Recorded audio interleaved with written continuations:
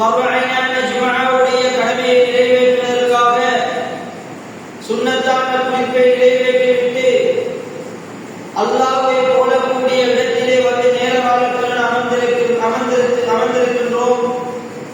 அல்லாஹ் ரப்பல் ஆலமீன் மீது உங்கள் மீது அவனுடைய சகீனத் என்கின்ற அமைதியை இறக்கி அருள்பாலிப்பானாக என்று வேண்டிக் கொண்டோனாய். இன்றைய இந்த ஜும்ஆவுடைய தலைப்பாக உண்மையான முஸ்லிம்களாக அல்லாஹ்வின் பக்கம் நெருங்குவோம் என்கின்ற தலைப்பிலே இன்றைய இந்த ஜும்ஆவுடைய உரையை ஆற்றிவிட்டு செல்லலாம் என்று ஆசைப்படுகிறேன். அன்புக்குரிய ஈமானிய உறவுகளே, முதலாவதாக மேலே ஓதி காண்பிக்கப்பட்ட குர்ஆன் வசனத்திலே அல்லாஹ் ரப்பல் ஆலமீன் இந்த உலகத்திலே படைக்கப்பட்ட அனைத்து படைப்பினங்களுக்கும் மிகச்சிறந்த ஒரு குர்ஆன் வசனத்தை சொல்லி காட்டுகின்றார். யா அய்யுஹல்லதீன ஆமனு தக்குல்லாஹ் ஹக்க துகாதிஹி. அல்லாஹ் சொல்கிறார், விசுவாசம் கொண்டவர்களே, நீங்கள் அல்லாஹ்வை அஞ்சிக் கொள்ளுங்கள். அது எவ்வாறான அச்சமாக இருக்க வேண்டும் என்று சொன்னால் ஹக்க துகாதிஹி, அந்த அச்சம் எப்படி இருக்க வேண்டும் என்று சொன்னால் உண்மையாக உள்ளத்தால் அல்லாஹ்வை அஞ்சிக் கொள்ளுங்கள். வலா தமூதுன்ன இல்லா வ அன்தும் முஸ்லிமூன். அல்லாஹ் ரப்பல் ஆலமீன் சொல்கிறார், நீங்கள் முஸ்லிம்களாகவே அன்றி மரணித்து விடாதீர்கள் என்று சொல்கிறார். எனவே அன்புக்குரிய இஸ்லாமிய சகோதரர்களே, அல்லாஹ்வுடைய நல்லடியார்களே, முதலாவதாக அல்லாஹ்வின் பக்கம் நாங்கள் ஒரு உண்மையான முஸ்லிமாக நிற்க வேண்டும் என்று சொன்னால் நாங்கள் ஒவ்வொருவரும் அல்லாஹ்வை உண்மையான அச்சமாக அஞ்சிக் கொள்ள வேண்டும் என்பதை நான் நீங்களும் உள்ளத்தில் ஏற்றுக்கொள்ள வேண்டும். அன்புக்குரிய இஸ்லாமிய சகோதரர்களே, அல்லாஹ்வுடைய நல்லடியார்களே, ஒரு மனிதன் அல்லாஹ்வின் பக்கம் நெருங்க வேண்டும் என்று சொன்னால் அவன் இஸ்லாமிய வரையறைக்குள், இஸ்லாமிய கட்டுப்பாட்டுக்குள், இஸ்லாமிய விழுமியங்களுக்குள் அவன் இருக்கின்ற பொழுதுதான் அவன் அல்லாஹ்வுடைய நெருக்கத்தை ஏற்படுத்தக்கூடிய ஒரு முஸ்லிமாக ஆகுகிறான். இஸ்லாமிய மார்க்கத்தை பொறுத்தவரையிலே ஒரு மனிதன் இந்த உலகத்திலே அதிகாலை எழுப்புவது முதல் அவன் இரவு உறக்கத்திற்கு செல்கின்ற வரைக்கும் ஒரு மனிதன் எந்த நிலையிலே எழும்ப வேண்டும், அவன் எழும்பியவுடன் எந்த ஔராதுகளை ஓத வேண்டும், அவன் அதிகாலையிலே சுபஹுடைய தொழுகையை நிறைவேற்ற வேண்டும், அவன் காலையிலே எவ்வாறு நடந்து கொள்ள வேண்டும், எந்த நேரத்திலே எந்த தொழுகைகளை நிறைவேற்ற வேண்டும், எந்த நேரத்திலே எவ்வாறான ஔராதுகளை செய்து கொள்ள வேண்டும், எந்த நேரத்திலே எவ்வாறு நடக்க வேண்டும் என்பதை எல்லாம் இஸ்லாமிய மார்க்கம் எங்களுக்கு சொல்லித் தந்திருக்கிறது. அன்புக்குரிய ஈமானிய உறவுகளே, ஒரு மனிதன் அல்லாஹ்வை நெருங்க வேண்டும் என்று சொன்னால் அவன் செய்கின்ற இபாதத் என்ன? அல்லாஹ்வுக்காக அல்லாஹ்வுடைய அந்த 5 நேர தொழுகைகளை நிறைவேற்ற வேண்டும் என்று என்கின்ற ஒரு உள்ளச்சத்தோடு, ஒரு அவாவோடு இறையச்சம் நிறைகின்ற பொழுது, இறையச்சம் அதிகரிக்கின்ற பொழுது நாங்கள் அல்லாஹ்வை நோக்கியவனாக பள்ளிவாசலுக்கு வருகின்றோம். இஸ்லாமிய மார்க்கத்தை பொறுத்தவரையிலே ஒரு மனிதன் அல்லாஹ்வின் பக்கம் நெருங்க வேண்டும் என்று சொன்னால் அனைத்து விடயங்களிலும் ஒரு மனிதனுக்கு கட்டுப்பாடுகள் இருக்கின்றது. உதாரணமாக வைத்துக் கொள்வோம், ஒரு மனிதன் பள்ளியை நோக்கி வருகின்றான், அல்லாஹ்வை நெருங்க வேண்டும் என்பதற்காக பள்ளிவாசலுக்கு வருகின்றான். பள்ளிவாசலுக்கு வரக்கூடிய ஒரு மனிதனுக்கு இஸ்லாமிய மார்க்கம் அதிகமான ஒழுங்குகளை சொல்லித் தந்திருக்கின்றது. உதாரணமாக ஒருவர் பள்ளிக்கு வரப்போகிறார் என்று சொன்னால் அவருடைய ஆடை சுத்தமாக இருக்க வேண்டும், அழகான ஆடைகளை அவர் அணிந்திருக்க வேண்டும், அவர் வெங்காயம், வெள்ளைப்பூடு போன்ற உணவுகளை உட்கொள்ளாதவராக பள்ளிவாசலுக்கு வர வேண்டும். இன்று இந்த இரண்டாவது ஒழுக்கத்தை இஸ்லாம் சொல்கிறது. ஒரு மனிதர் பள்ளிக்கு வரப்போகிறார் என்று சொன்னால் அவர் வெங்காயம், வெள்ளைப்பூடு போன்ற வாசம் வீசக்கூடிய உணவுப் பொருட்களை உண்ணுவதை கூட இஸ்லாம் தடை செய்கின்றது என்றால் இன்று எத்தனை பேரை பார்க்கிறோம்? பள்ளிவாசலுக்கு வருகிறார்கள், புகைத்துக் கொண்டிருக்கக்கூடிய நிலைமையிலே வந்து உழு எடுத்து விட்டு வந்து சஃபிலே நிற்கிறார்கள். அடுத்த பக்கத்திலே இருக்கக்கூடிய அந்த சகோதரருக்கு தடையாக இருக்கிறது தொழுகையை நிறைவேற்றுவதற்கு. இஸ்லாம் பள்ளிக்கு செல்வதற்கு, பள்ளிக்கு போகின்றேன் என்று ஒரு மனிதன் வரும் பொழுது அவன் வந்து அந்த பள்ளிக்குள்ளே வருவதற்கு முன்பே அதிகமான சட்டங்களை, கட்டளைகளை இட்டிருக்கின்றது. அடுத்ததாக பள்ளிக்குள் நுழைவதற்கு முன்னால் ஒரு மனிதன் வரும் பொழுது அவனுடைய பாதணிகளை கலட்டிவிட வேண்டும்.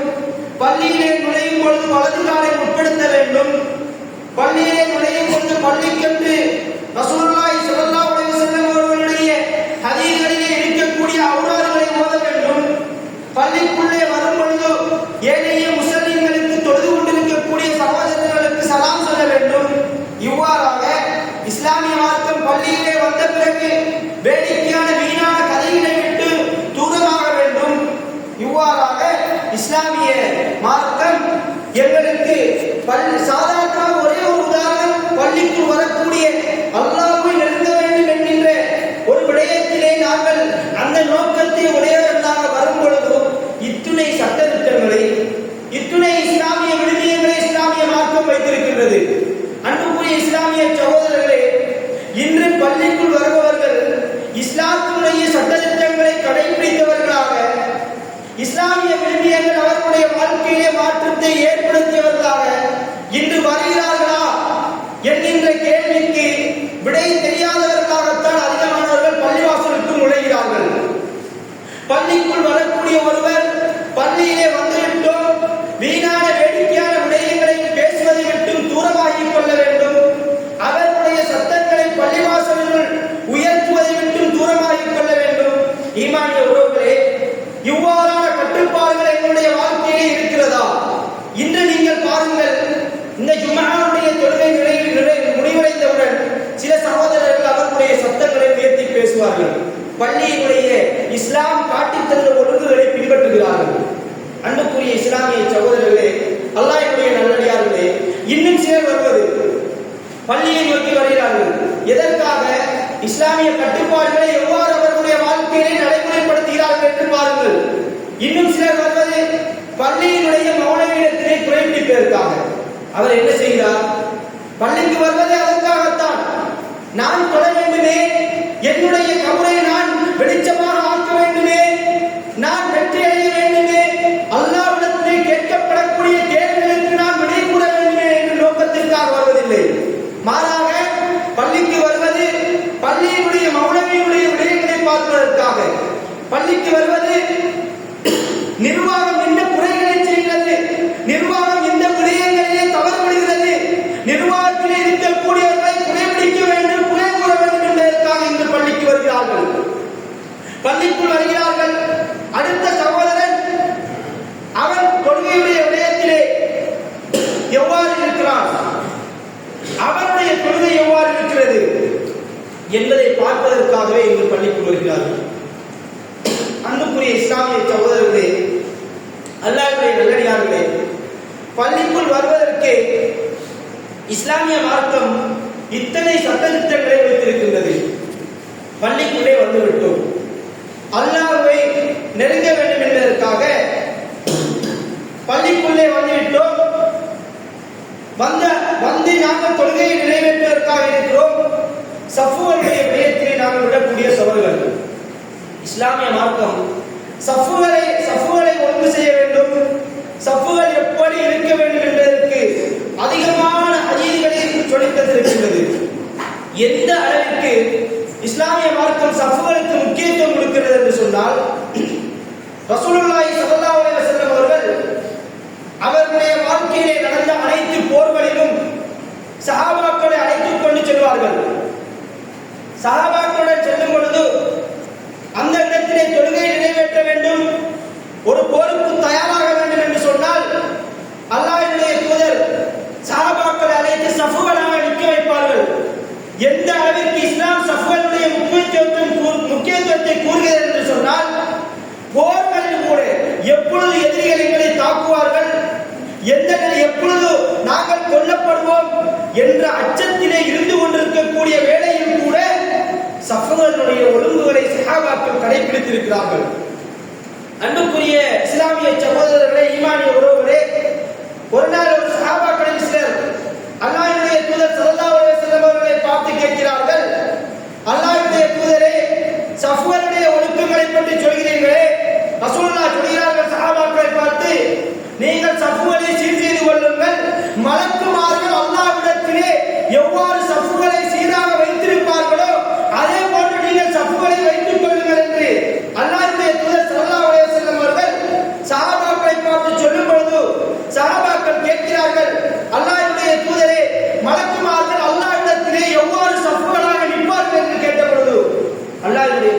ஸல்லல்லாஹு அலைஹி வஸல்லம் அவர்கள் சஹாபாக்களை பார்த்து சொல்கிறார்கள், முதலாவதாக அல்லாஹ்விடத்தில் நிற்கக்கூடிய அந்த மலக்குமார்கள் யதிமூன சுஃபூஃபல் அவ்வல வ யதராஷூன. ரசூலுல்லாஹ் சொன்னார்கள், சஹாபா மலக்குமார்கள் அல்லாஹ்விடத்தில் நிற்கும் பொழுது அல்லாஹ்வுடைய அந்த அடிமைகள் அவனுக்கு அடிபணிந்தவர்களாக முதலாவது சஃப்புகளை பூரணம் செய்தவர்களாக அவர்களுடைய சஃப்புகளுக்கு மத்தியிலே நெருக்கமுடையவர்களாக நின்று கொண்டுதான் இரண்டாவது சஃப்புகளுக்கு செல்வார்கள் என்று அல்லாஹ்வுடைய தூதர் ஸல்லல்லாஹு அலைஹி வஸல்லம் அவர்கள் சொன்னார்கள். அன்புக்குரிய இஸ்லாமிய சகோதரர்களே, இந்த சஃப்பினுடைய ஒழுக்க விழுமியங்கள் எங்களுடைய வாழ்க்கையிலே மாற்றத்தை ஏற்படுத்துகிறதா என்று பார்ப்போம் என்று சொன்னார். ரசூலுல்லாஹ் ஹதீஸிலே சொல்கிறார்கள், நாங்கள் சஃப்புகளுக்கு மத்தியிலே பாதங்களை வைக்கும் பொழுது, எங்களுடைய அந்த கால்களை வைக்கும் பொழுது கண்டவாறு வைத்துக் கொண்டிருக்கின்றோம். எங்களுடைய கால்கள் அடுத்தவர்களுடைய கால்களுடன் ஒட்டியதாக நாங்கள் நிற்க வேண்டும். எங்களுடைய தோல் புயங்கள் அடுத்தவர்களுடைய தோல் புயங்களுடன் ஒட்டிய நிலையை நாங்கள் அந்த சஃப்புகளிலே நிற்க வேண்டும்.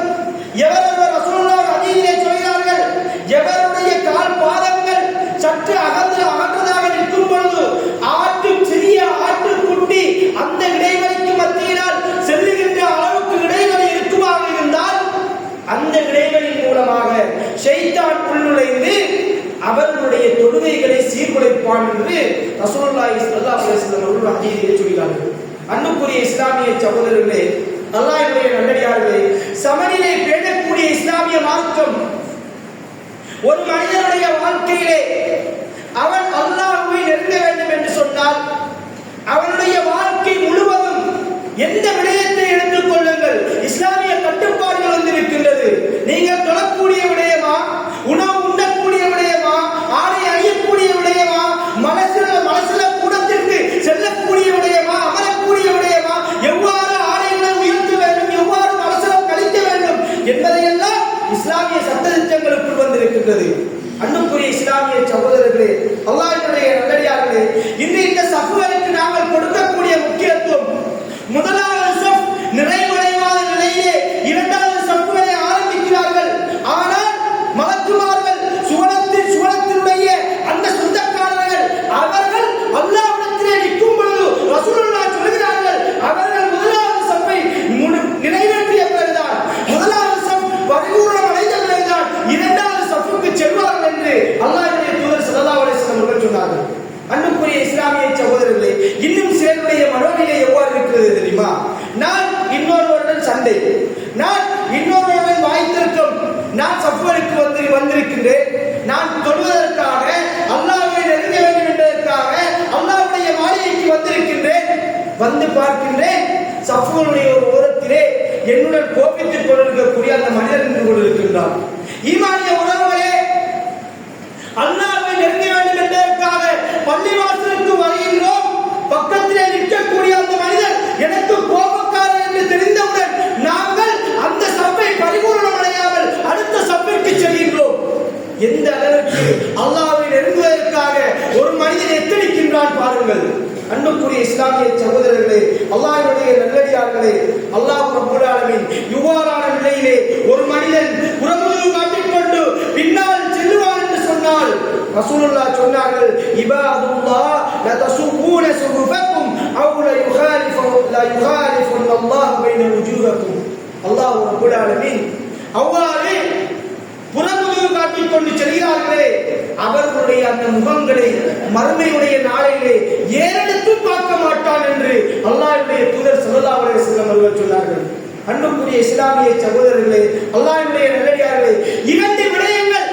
பள்ளிக்குள் ஒரு மனிதன் நுழைவதற்காக வருகிறான், பள்ளியினுடைய சஃப்புகளை சீர் செய்து கொள்வது, இது சம்பந்தமாக அதிகமான ஹதீஸ்கள், அதிகமான அல் குர்ஆனிய வசனங்கள், இஸ்லாத்தினுடைய கட்டுப்பாடுகள், கோட்பாடுகள், விழுமியங்கள் எத்துணை மனிதனுடைய வாழ்க்கையிலே மாற்றத்தை ஏற்படுத்த வேண்டும். அன்புக்குரிய இஸ்லாமிய சகோதரர்களே, அல்லாஹ்வுடைய நல்லடியார்களே, ஒருவரும் சிந்தித்து பார்க்க வேண்டும். இந்த உலக ஆசைக்காக வேண்டி, இந்த உலகத்தை அடைய வேண்டும் என்பதற்காக வேண்டி, இந்த உலகத்திலே ஆட்சியை பெற்றுக் கொள்ள வேண்டும் என்பதற்காக வேண்டி, இந்த உலகத்தை மாத்திரம் சந்தோஷமாக அழகாக ஆக்கிக் கொள்ள வேண்டும் என்பதற்காக வேண்டி நாங்கள் இன்று ஓடுகிறோமா இல்லையா, கஷ்டப்படுகிறோமா இல்லையா? அன்புக்குரிய அல்லாஹ்வை நெருங்குவதற்காக எந்த நிலையில் சரி நாங்கள் கஷ்டப்பட்டிருக்கின்றோமா? ஈமானிய உறவுகளே, இந்த முழு வாழ்க்கையினுடைய யதார்த்தத்தை அல்லாஹ் ரப்பல் ஆலமீன் சூரத்துல் ஆல இம்ரானுடைய 14வது 15வது வசனத்திலே சொல்லி காட்டுகின்றான். எவ்வாறு? زُيِّنَ لِلنَّاسِ حُبُّ الشَّهَوَاتِ مِنَ النِّسَاءِ. அல்லாஹ் சொல்கிறான், இந்த உலகம் உங்களுக்கு அழகாக்கப்பட்டிருக்கின்றது. இந்த உலகத்திலே ஒரு மனிதன், இந்த உலகம் அழகாக்கப்பட்டிருக்கிறது. அந்த மனிதனுக்கு என்ன என்ன விடயங்கள், இத்தனை விடயங்கள் அந்த மனிதனுக்கு கிடைத்து விட்டது என்று சொன்னால், இந்த உலகத்திலே நான் தான் எல்லாவற்றையும் விட மிக பலமிக்கவன், நான் தான் இந்த உலகத்திலே எல்லாத்தையும் விட மிக முக்கியமான ஒரு மனிதன் என்று மனிதன் நினைத்துக் கொண்டிருக்கின்றான். அல்லாஹ் சொல்கிறான், ஹுப்பு ஷஹவாத்தி மினன் நிசா வல் பனீன். பெண்களுடைய அந்த ஆசையின் மூலமாக வரக்கூடிய அந்த இச்சை ஒரு மனிதனை இந்த உலகத்தை அழகாக்கிவிடும். வல் பனீன், அவனுடைய அந்த பிள்ளைகள், வல் கனாதீருல் முகத்தரத்து மினல் லஹ்மி வல் ஃபில்லா. அல்லாஹ் சொல்கிறான், தங்கம் வெள்ளி, அந்த தங்கம் வெள்ளியினால் அலங்கரிக்கப்பட்ட ஆடைகள், அலங்கரிக்கப்பட்ட அபகரணங்கள் அனைத்தையும் கொண்டு இந்த உலகம் அழகாக்கப்பட்டிருக்கின்றது. والخيل مسومة والأنعام والحرث ذلك متاع الحياة الدنيا. மனிதனுடைய வாழ்க்கையிலே அடையாளமிடப்பட்ட குதிரைகள், والأنعام கால்நடைகள், ஆடு மாடு ஒட்டகம் போன்ற கால்நடைகள், والحرث விளைச்சல் நிலங்கள், இத்தனையும் ஒரு மனிதனுக்கு இந்த உலகத்திலே கிடைக்குமாக இருந்தால் ذلك متاع الحياة الدنيا. அல்லாஹ் சொல்கிறான், இதுதான் இந்த உலக வாழ்க்கையிலே யதார்த்தம். இந்த உலக வாழ்க்கையினுடைய முழு வாழ்க்கை என்று எண்ணிக்கொண்டு மனிதன் அந்த விடயங்களை அழகாக்கிக் கொண்டு இந்த உலகத்திற்காக வாழ்ந்து கொண்டிருக்கின்றான். வல்லாஹு இன்தஹு ஹுஸ்னுல் மஆப். அல்லாஹ் சொல்கிறான், நிச்சயமாக சத்தியமாக அல்லாஹ்வின் பக்கம் மிக அழகான ஒரு மீட்சி இருக்கின்றது என்று சொல்லிவிட்டு அல்லாஹ் சொல்கிறான், குல் அஉனபியுக்கும், நபியே நீர் கூறுவீராக, நபியே நீர் கூறுவீராக, நாங்கள் உங்களுக்கு அறிவித்து தரட்டுமா, பிகைரின் மின் தாலிக்கும். இந்த அல்லாஹ் மேலே உள்ள வசனத்திலே சொன்னாரே, தங்கம் வெள்ளி, பெண்கள், பிள்ளைகள், ஆடுமாடுகள், தங்கங்கள், விளைச்சல் நிலங்கள், ஒட்டகங்கள் அனைத்தையும் விட மிகச் சிறந்த ஒன்றை நான் உங்களுக்கு அறிவித்து தரட்டுமா என்று அல்லாஹ்வுடைய தூதரை பார்த்து அல்லாஹ் கேள்வி எழுப்புமாறு சொல்கிறான். சொன்னார்கள், பிகைரின் மின் தாலிக்கும் லில்லதீன இத்தகவ் இன்த ரப்பிஹிம். அல்லாஹ் சொல்கிறான், இந்த அனைத்தையும் விட மிகச் சிறந்தது எது தெரியுமா? அவங்களுடைய இரட்சகத்திலே நீங்கள் தக்வாதாரிகள் என்கின்ற ஒரு முத்திரையுடன் நீங்கள் செல்வீர்களாக இருந்தால் நீங்கள் தான் வெற்றியடையக்கூடியவர்கள். நீங்கள் தான் இந்த அனைத்து விடயங்களிலும் அழகாக நினைத்துக் கொண்டிருக்கிறீர்களே, அனைத்தையும் விட மிகச் சிறந்தது உங்களுக்கு இத்தகுல்லாஹ், அல்லாஹ்விடத்திலே நான் தக்வாதாரி என்கின்ற நிலைமையிலே நான் அல்லாஹ்வை அடைய வேண்டும் என்ற எண்ணம் ஒவ்வொருவருடைய உள்ளத்திற்குள் வர வேண்டும். அன்புக்குரிய இஸ்லாமிய சகோதரர்களே, அல்லாஹ்வுடைய நல்லடியார்களே, இவ்வாறு அல்லாஹ்வை நெருங்க வேண்டும் என்கின்ற ஒரு ஆசையோடு, ஒரு அவாவோடு இந்த உலகத்திலே எந்த மனிதன் வாழுகிறாரோ அவர்களுக்கு நாளை அந்த மறுமையுடைய நாளையிலே அல்லாஹ் ரப்பல் ஆலமீன் ஆறுகள் ஓடிக்கொண்டிருக்கக்கூடிய அந்த சுவனவதியும் தூய்மையான பெண்களும் அவர்களுக்காக காத்துக் கொண்டிருக்கின்றது. அல்லாஹ் சொல்கின்றான், இவர்கள் அந்த உலகத்திலே, இந்த உலகத்திலே அல்லாஹ்வை அஞ்சியவர்களாக, அல்லாஹ்வின் பக்கம் நெருக்கத்தை ஏற்படுத்தக்கூடியவர்களாக யாரெல்லாம் இந்த உலக வாழ்க்கையிலே வாழுகிறார்களோ அல்லாஹ்வுடைய திருப்பொருத்தம் அவர்களுக்கு இருக்கின்றது. வல்லாஹு பஷீரும் பில் இபாத். அல்லாஹ் சொல்கின்றான், ஒவ்வொரு அடியார்களையும் அல்லாஹ் ரப்பல் ஆலமீன் பார்த்துக் கொண்டே இருக்கின்றான்.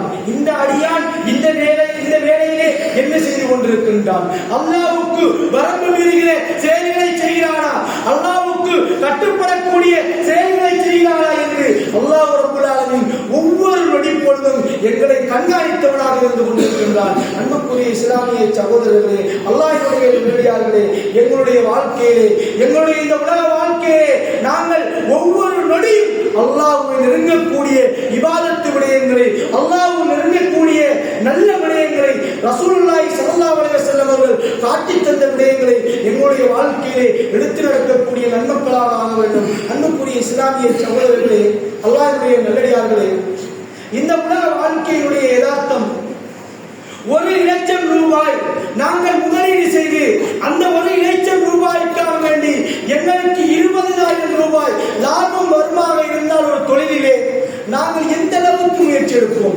அந்த 1,00,000 ரூபாயை விரட்டுவதற்காக இன்னொரு இடத்திலே பெற்று இன்னொரு இடத்திலே கடன் வாங்கி இவ்வாறாக நாங்கள் 1,00,000 ரூபாயை கொடுத்து 20,000 ரூபாயை அந்த லாபமாக பெற்றுக் கொள்வோம். அன்புக்குரிய இஸ்லாமிய சகோதரர்களே, இந்த உலக வாழ்க்கையிலே நாங்கள் பல வெறும் காகிதத்தை, அந்த பணத்தை பெற்றுக் கொள்வதற்காக வேண்டி எந்த அளவிற்கு முயற்சி செய்கின்றோம்? ஒரு மாதத்திற்கு 20,000 ரூபாய் கிடைக்கும் என்று சொன்னால் எங்களுடைய வாழ்க்கையிலே 40 வருடங்கள் 50 வருடங்கள் எங்களுடைய சோதனைக்காக நாங்கள் இந்த உலகத்திற்கு அனுப்பப்பட்டிருக்கின்றோம். நாங்கள் இந்த வாழ்க்கையை அவ்வளவு மிகப்பெரிய அந்த சொர்க்கத்தை அடைய வேண்டும் என்று சொன்னால் எந்த அளவிற்கு நாங்கள் முயற்சி எடுக்க வேண்டும்? எந்த அளவிற்கு நாங்கள் அல்லாஹ்வுடைய நெருக்கத்தை ஏற்படுத்திக் கொள்ள வேண்டும்? அன்புக்குரிய இஸ்லாமிய சகோதரர்களே, அல்லாஹ்வுடைய நல்லடியார்களே, ஒவ்வொருவரும் சிந்தித்து பார்க்க வேண்டும். எங்களுடைய இந்த நிரந்தரம் இல்லாத இந்த உலக வாழ்க்கை, ஒரு வருடம் கழிகிறது சர்வசாதாரணமாக, ஒரு மாதம் செல்கிறது, ஒரு வருடம் சர்வசாதாரணமாக சென்று கொண்டிருக்கின்றது.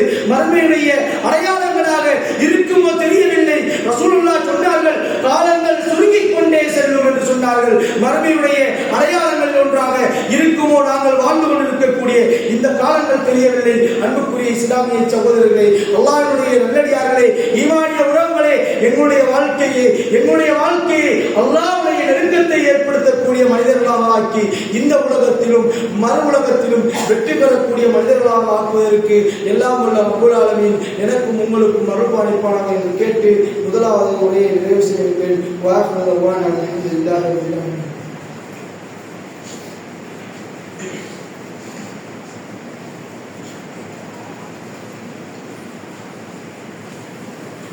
الحمد لله على إحسانه وشكر له على توفيقه وامتنانه، وأشهد أن لا إله إلا الله وحده لا شريك له تعليما لشأنه، وأن محمدا عبده ورسوله الداعي إلى رضوانه صلى الله عليه وسلم وبارك عليه وعلى آله وأصحابه وأتباعه. أما بعد. அன்புக்குரிய இஸ்லாமிய சகோதரர்களே, அல்லாஹ்வுடைய நல்லடியார்களே, இந்த உலக வாழ்க்கையிலே அல்லாஹ்வை நெருங்க வேண்டும் என்கின்ற தலைப்பிலே நாங்கள் பார்த்துக் கொண்டிருக்கின்றோம். அன்புக்குரிய இஸ்லாமிய சகோதரர்களே, ரசூலுல்லாஹ்வுடன் வாழ்ந்த ஒரு சஹாபியுடைய ஒரு சம்பவத்தை பாருங்கள். அம்ர் இப்னு ஆஸ் ரலியல்லாஹு அன்ஹு அவர்கள் ரசூலுல்லாஹி ஸல்லல்லாஹு அலைஹி வஸல்லம் அவர்களுடன் வாழ்கிறார்கள். அவர்களுக்கு பின்னால் 4 ஹலீஃபாக்களுடன் வாழ்கிறார்கள். உமர் ரலியல்லாஹு அன்ஹு அவர்களுடைய காலத்திலே இஸ்லாம் உலகத்தினுடைய அதிகமான இடங்களுக்கு பரவி இருந்த பொழுது அம்ர் இப்னு ஆஸ் ரலியல்லாஹு அன்ஹு அவர்களை ஒரு மிஸ்ரினுடைய ஆட்சியாளராக, மிஸ்ரினுடைய அமீராக நிர்ணயிக்கிறார்கள். அங்கே அமீராக பணிபுரிந்து கொண்டிருக்கின்றார்கள். சஹாபாக்கள் குலஃபாஉர் ராஷிதீன்களுடைய காலம் முடிவடைகிறது. இவருடைய அந்த மரண வேலை வந்தடைகிறது. மரண வேலையிலே அம்ர் இப்னு ஆஸ் ரலியல்லாஹு அன்ஹு அவர்கள் இருந்து கொண்டிருக்கும் பொழுது அழுது கொண்டிருக்கிறார்கள். அவருக்கு சக்ராத்துடைய வேதனை நடந்து கொண்டிருக்கின்றது, அழுது கொண்டிருக்கின்றார்கள். அப்துல்லாஹ் இப்னு அம்ர் இப்னு ஆஸ் வந்து கேட்கிறார், அவருடைய மகன் வந்து கேட்கிறார், தந்தையை ஏன் அழுகிறீர்கள்? நீங்கள் அல்லாஹ்வின் தூதருடன் இருந்த ஒரு சஹாபி அல்லவா, ஏன் அழுது கொண்டிருக்கிறீர்கள் என்று கேட்ட பொழுது மகனை பார்த்து அம்ர் இப்னு ஆஸ் ரலியல்லாஹு அன்ஹு அவர்கள் சொன்னார்கள், மகனே, என்னுடைய வாழ்க்கையிலே 3 படித்தளங்களை நான் கடந்து வந்திருக்கின்றேன். அந்த 3 படித்தளங்களையும் நினைத்துத்தான் நான் அழுது கொண்டிருக்கின்றேன் என்று அம்ர் இப்னு ஆஸ் ரலியல்லாஹு அன்ஹு அவர்கள் சொன்னார்கள்.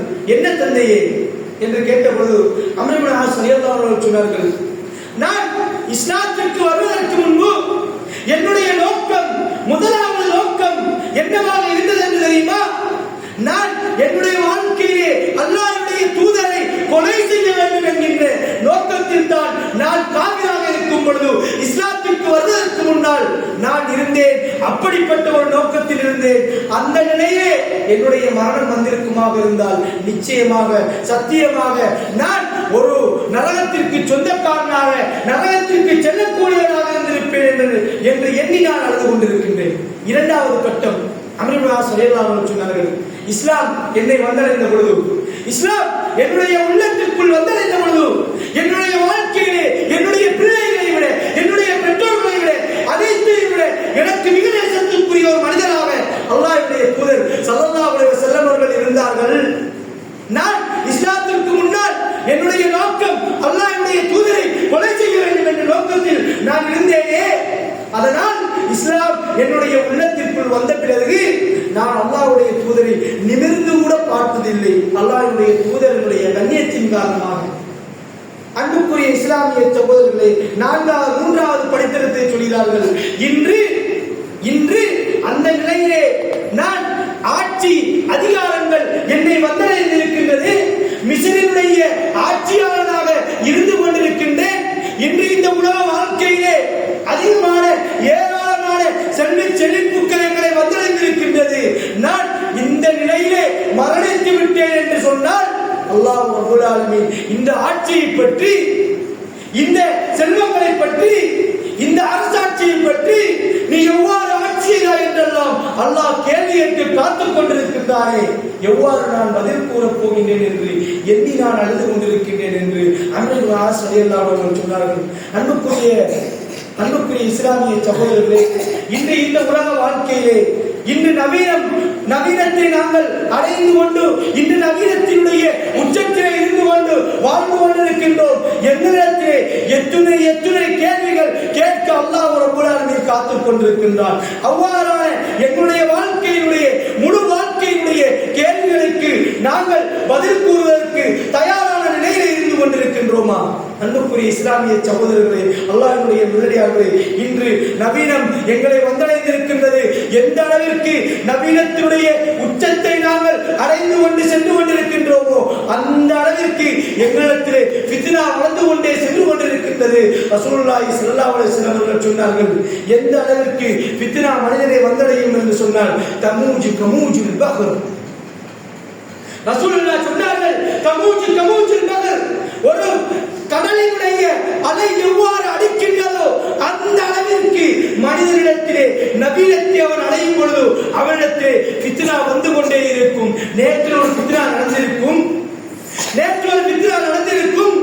அந்த ஃபித்னா இன்றுதான் மனிதன் சிந்திப்பான், நேற்றைய ஃபித்னா மிக பெரிய ஒரு ஃபித்னா நடந்திருக்கின்றது என்று இன்றைய தினம் மனிதன் சிந்தித்துக் கொண்டிருப்பான். ஆனால் இன்று நடக்கக்கூடிய ஃபித்னா நேற்றைய ஃபித்னாவை மறக்கடித்து விடும். அந்த அளவிற்கு நவீனம் வரும். அன்புக்குரிய இஸ்லாமிய சகோதரர்களே, அப்படிப்பட்ட நவீன காலத்தில் நாங்கள் இருந்து கொண்டிருக்கின்றோமோ அல்லாஹ் ரப்பல் ஆலமீன் எங்களை பாதுகாக்க வேண்டும். அன்புக்குரிய இஸ்லாமிய சகோதரர்களே, ரசூலுல்லாஹ் சொன்னார்கள், யுஸ்பிஹு ரஜுலு முஃமினன் வ யும்சி காஃபிரா. ஒரு மனிதன் அதிகாலையிலே எழும்புவான், முஃமினான நிலையிலே அதிகாலையில் அடைவான், அவன் மாலை அடையும் பொழுது காஃபிராகி விடுவான். அந்த அளவிற்கு ஃபித்னாவுடைய தாக்கம் ஒரு காலத்திலே வரும் என்று ரசூலுல்லாஹி ஸல்லல்லாஹு அலைஹி வஸல்லம் அவர்கள் சொன்னார்கள். எனவே அன்புக்குரிய இஸ்லாமிய சகோதரர்களே, அல்லாஹ்வுடைய நல்லடியார்களே, இவ்வாறான ஃபித்னாக்களில் இருந்து என்னையும் உங்களையும் அல்லாஹ் ரப்பல் ஆலமீன் காத்து அருள் புரிவானாக. வ ஆகிரு தஅவானா அல்ஹம்துலில்லாஹி ரப்பில் ஆலமீன். வஸ்ஸலாமு அலைக்கும் வரஹ்மத்துல்லாஹி